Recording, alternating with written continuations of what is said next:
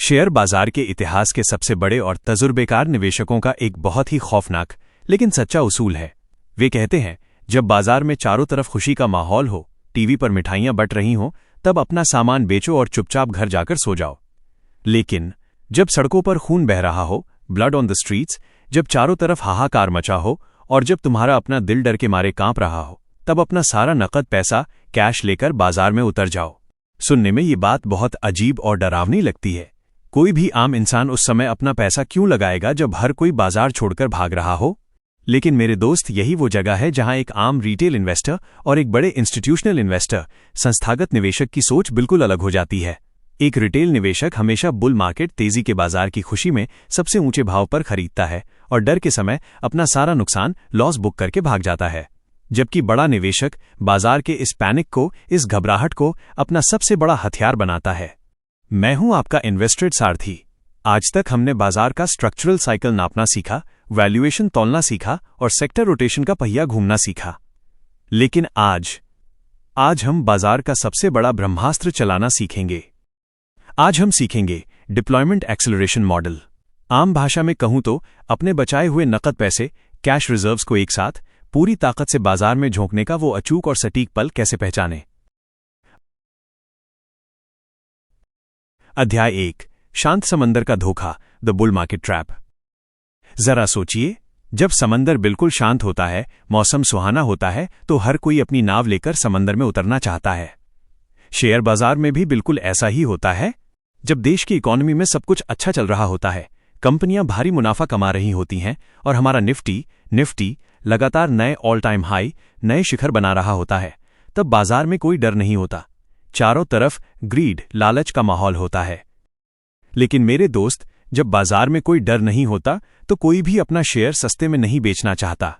हर अच्छी कंपनी का वैल्यूएशन मूल्यांकन आसमान छू रहा होता है।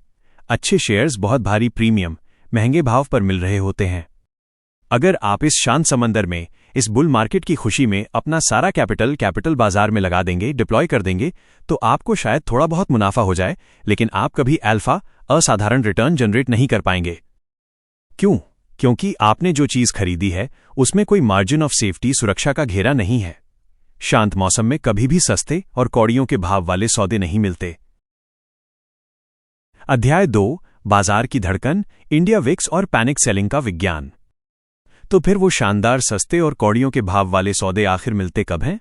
ये सौदे तब मिलते हैं जब बाजार के इस शांत समंदर में अचानक कोई ग्लोबल क्राइसिस का तूफान आ जाए, कोई युद्ध छिड़ जाए, महंगाई आउट ऑफ कंट्रोल हो जाए, या दुनिया के किसी बड़े बैंक के डूबने की खबर टीवी पर ब्रेकिंग न्यूज बन जाए। ऐसे समय में आम रिटेल निवेशक दहशत में आ जाता है। वो टीवी देखता है और डर के मारे अपने वो शानदार शेयर, जो उसने बहुत मेहनत से फंडामेंटल एनालिसिस करके चुने थे, उन्हें आधी कीमत पर बेचने लगता है। इसे फाइनेंस की भाषा में पैनिक सेलिंग कहते हैं। वो सिर्फ अपना पैसा बचाकर बाजार से बाहर निकलना चाहता है। लेकिन बड़े इंस्टीट्यूशनल इन्वेस्टर्स इस दहशत को नापने के लिए सिर्फ अखबार नहीं पढ़ते, वे एक बहुत ही खास इंडिकेटर, संकेतक का इस्तेमाल करते हैं। इसे कहते हैं इंडिया विक्स या वॉलेटिलिटी इंडेक्स। आप इस इंडिया विक्स को बाजार के डर का मीटर, फियर गेज समझ लीजिए। यह इंडिया विक्स कोई आम चार्ट नहीं है, ये बाजार के दिल की धड़कन की तरह है। जब बाजार में एक ठहराव होता है, एक शांति होती है, तब आप देखेंगे कि ये इंडिया विक्स 12 से 15 के लेवल के बीच बहुत ही आराम से चल रहा होता है। ये दिखाता है कि बाजार में इस वक्त कंप्लेसेंसी है, यानी कोई डर नहीं है। लेकिन जब बाजार में कोई बुरी खबर आती है और पैनिक मचता है, तो ये इंडिया विक्स तेजी से स्पाइक उछाल मारता है। ये 15 से सीधा 20, 25 या कभी कभी 30 और 40 के भी पार चला जाता है। इतिहास गवाह है, जब जब बाजार में भयंकर क्रैश आया है, इंडिया विक्स ने आग उगली है। अध्याय 3, गुलेल का नियम और वैल्यूएशन कंप्रेशन। मेरे दोस्त, जब यह इंडिया विक्स 20 या 25 के पार चला जाता है, तो बाजार की गहराई में एक बहुत ही जादुई घटना घटती है, जिसे बड़े फंड मैनेजर वैल्यूएशन कंप्रेशन कहते हैं। इसे हम अपनी देसी भाषा में गुलेल का नियम कहेंगे। आपने बचपन में गुलेल तो जरूर चलाई होगी। गुलेल के रबर को आप जितना पीछे की तरफ खींचते हैं, पत्थर उतनी ही तेजी से और उतनी ही दूर आगे जाकर गिरता है। शेयर बाजार भी बिल्कुल इसी गुलेल की तरह है। जब इंडिया विक्स 25 के ऊपर जाता है, तो इसका मतलब है कि बाजार की गुलेल सिर्फ डर और पैनिक की वजह से बहुत जोर से पीछे की तरफ खिंच गई है।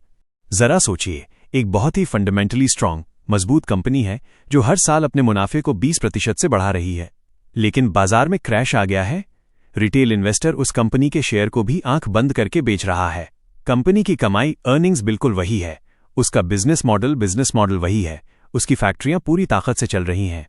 लेकिन बाजार के उस डर ने उसके पीई रेशियो वैल्यूएशन को सिकोड़ दिया है, उसे कॉम्प्रेस कर दिया है। जो शेयर शांत बाजार में 50 के पीई पर था, आज वो घबराहट की वजह से 30 के पीई पर मिल रहा है। यही वो दिन होता है, यही वो सटीक पल होता है जिसका बड़े बड़े फंड मैनेजर सालों से अपना कैश बचाकर इंतजार कर रहे होते हैं। वे टीवी की डरावनी खबरें नहीं देखते, वे अपने टर्मिनल पर सिर्फ इंडिया विक्स का वो स्पाइक देखते हैं।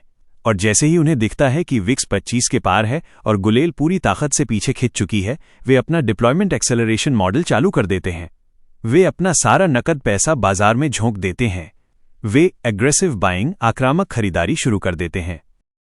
और फिर कुछ महीनों बाद जब वो ग्लोबल क्राइसिस खत्म हो जाता है, जब लोगों का डर खत्म होता है और इंडिया विक्स वापस 14-15 के अपने शांत लेवल पर आ जाता है, तब वो तनी हुई गुलेल छूटती है। और जिन निवेशकों ने उस विक्स स्पाइक के दौरान अपना पैसा डिप्लॉय किया था, उनका पोर्टफोलियो रॉकेट की तरह आसमान में उड़ जाता है। उनका अल्फा बाजार के हर रिटर्न को पीछे छोड़ देता है। अध्याय 4, आपकी डिप्लॉयमेंट स्ट्रैटेजी, किश्तों का जादू।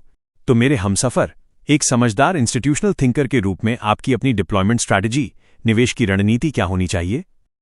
मान लीजिए आपने हमारे पिछले एपिसोड्स के हिसाब से अपना एक मजबूत कोर पोर्टफोलियो, मुख्य पोर्टफोलियो बना लिया है, लेकिन आपके पास कुछ नकद पैसा, कैश रिजर्व्स खाली पड़ा है। एक आम निवेशक उस पैसे को खुजली मिटाने के लिए रोजाना किसी न किसी शेयर में लगाता रहता है। लेकिन आप ऐसा नहीं करेंगे। आप उस पैसे को बचाकर रखेंगे। आप इंतजार करेंगे।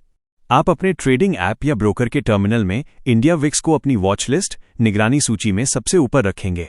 जब विक्स 12-15 के बीच हो, आप शांति से बैठेंगे।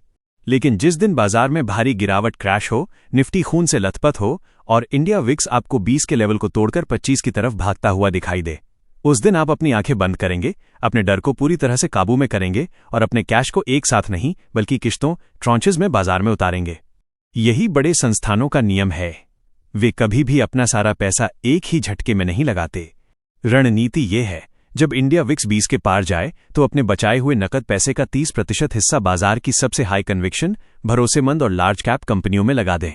अगर विक्स और बढ़ता है, बाजार और गिरता है और विक्स 25 के पार चला जाता है तो अपनी दूसरी 30% की किश्त, ट्रॉन्च लगा दें। और अगर कोई भयंकर तबाही आ जाए और विक्स 30 या 35 के पार चला जाए तो अपना बचा हुआ 40% पैसा भी बाजार में पूरी ताकत से झोंक दें। जब पूरी दुनिया सेल बेचने का बटन दबा रही हो, तब बाय खरीदने का बटन दबाना एक बहुत बड़ा और भयानक मानसिक युद्ध है। आपके हाथ कांपेंगे। लेकिन याद रखिए मेरे दोस्त, शेयर बाजार में अल्फा, असाधारण रिटर्न और पीढ़ियों की दौलत कभी भी भीड़ के साथ चलने से नहीं मिलती। वो हमेशा भीड़ के खिलाफ कॉन्ट्रारियन चलने से मिलती है। निष्कर्ष और अगला कदम, minus the defence overlay system. आज आपने इंस्टीट्यूशनल इन्वेस्टर्स का वो सबसे बड़ा ब्रह्मास्त्र चलाना सीख लिया है जो वे आपको कभी नहीं बताते। आपने इंडिया विक्स को ट्रैक करना और दुनिया के पैनिक डर को अपना गुलाम बनाना सीख लिया है। लेकिन जरा ठहरिए, बाजार इतना भी सीधा नहीं है जितना किताबों में लगता है। मान लीजिए इंडिया विक्स 25 पर गया, आपने बाय का बटन दबा दिया, गुलेल खिंच चुकी थी। लेकिन वो क्रैश रुका नहीं, वो गिरावट और भी गहरी हो गई। बाजार ताश के पत्तों की तरह ढहने लगा और निफ्टी 20% नहीं 40% नीचे चला गया। आपका लगाया हुआ नया पैसा भी भयंकर लाल निशान, लॉस में आ गया। जब कोई ऐसा भयंकर तूफान आता है जो सिर्फ एक छोटा करेक्शन नहीं बल्कि एक लंबे बेयर मार्केट मंदी के बाजार की शुरुआत हो, तो आप अपने सालों की मेहनत से बनाए गए पोर्टफोलियो को कैसे बचाएंगे? क्या कोई ऐसा सिस्टम, प्रणाली है, क्या कोई ऐसा अलार्म है जो क्रैश के समय अपने आप एक्टिवेट हो जाए और आपके कैपिटल को पूरी तरह से वाइप आउट अपॉन जीरो होने से बचा ले? बाजार का ये आखिरी, सबसे बड़ा और सबसे मजबूत रक्षा तंत्र हम बनाना सीखेंगे अपने अगले एपिसोड में। एपिसोड 8 में हम तैयार करेंगे अपना डिफेंस ओवरले सिस्टम, सुरक्षा कवच, जहां हम सीखेंगे कि 200 DMA 200 डे मूविंग एवरेज का ब्रह्मास्त्र कैसे काम करता है और कब हमें बाजार से अपनी जान बचाकर पूरी तरह से बाहर निकल जाना चाहिए। मैं हूं आपका इन्वेस्टेड सारथी। सीखते रहिए, क्योंकि जो इस युद्ध के नियम जानेगा वही आखिर में विजयी होगा। मिलते हैं एपिसोड 8 में।